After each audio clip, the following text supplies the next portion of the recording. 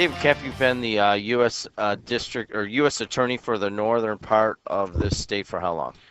Well, I've had several different stints, Jim. I've been with the U.S. Attorney's Office for almost 27 years. And during 85? 85, I started in November of 85. And during that tenure, I served on 3 different occasions as the interim U.S. Attorney.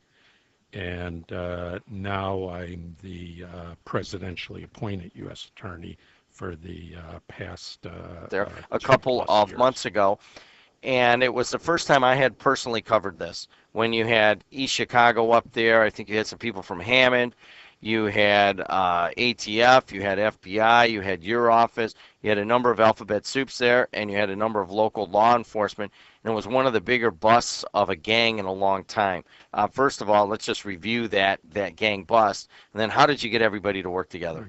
That was the Imperial Gangster indictment that we returned late last fall. Much of that was precipitated by Chief Gus Flores over in East Chicago.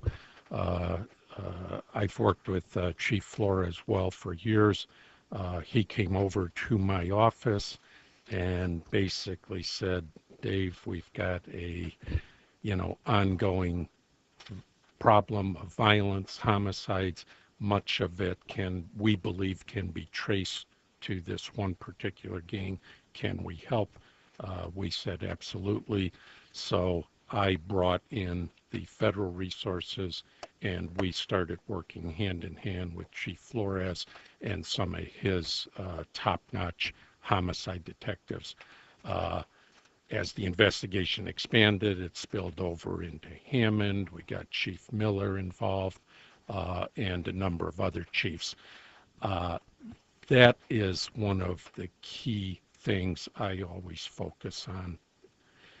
In my mind, Jim, the crime problem in Northwest Indiana is not a Gary problem. It's not a Hammond problem. It's not an East Chicago problem. It is a regional problem. And we need to all step back and start looking at it as a regional matter, and we all need to continue to work together, federal, state, and local. So that's one of the things we're always trying to do is bring the teams together. We followed up that Imperial Gangsters indictment the following month with the Latin and Kings indictment. And in the Latin Kings indictment, not only did we have a great cooperative effort by a number of local police chiefs, Griffith, for example, East Chicago, Hammond, but we had a great cooperative effort with the Chicago Police Department.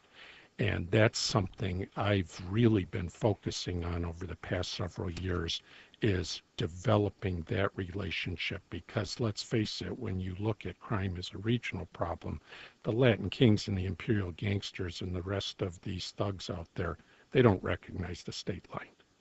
And we need to work more and more with Chicago.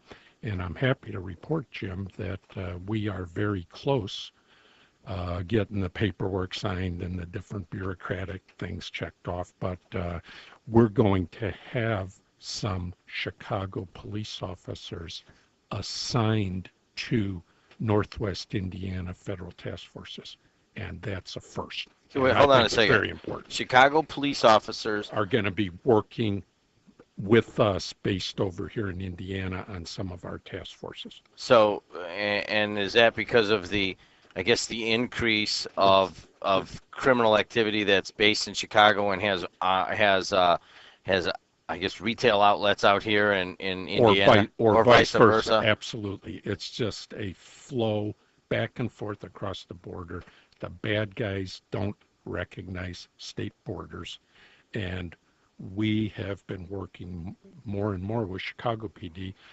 They have a excellent intelligence base on the gangs and things like that. So it's a great combination. I think it's going to bode very well for our upcoming efforts in attacking the violent crime. Oh, hey, Joe from Highland, what's up? Good morning, Mr. Capp. It's Joe. I have a quick comment there.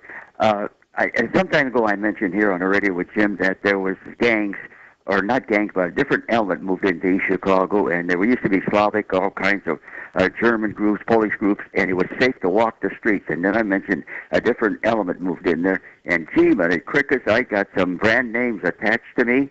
Do you think there's people that refuse to open their eyes and say it isn't happening, as long as it's happening somewhere else, and it's okay? I'll hang up and listen. That's for you.